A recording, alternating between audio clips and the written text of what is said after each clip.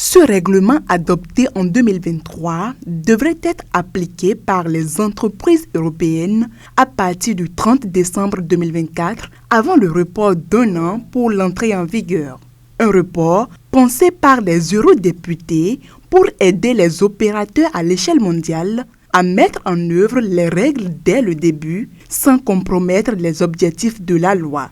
Des objectifs de la législation sur la déforestation qui visent, entre autres, à lutter contre le changement climatique et la perte de biodiversité en empêchant la déforestation liée à la consommation de l'Union européenne de produits issus du bétail, du cacao, du café, de l'huile de palme, du soja, du bois, du caoutchouc, du charbon et du papier imprimé.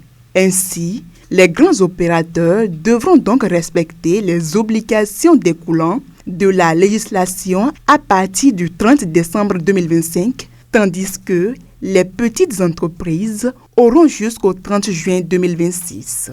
Lors de la dernière lecture de ce texte, les parlementaires ont modifié certaines dispositions, notamment la création d'une nouvelle catégorie de pays présentant un risque nul en matière de déforestation, en plus des 3 catégories existantes de risques faibles, standards et élevés. Les produits provenant de pays classés à risque nul, définis comme des pays dont le développement de la superficie forestière est stable ou en augmentation, auraient des obligations allégées.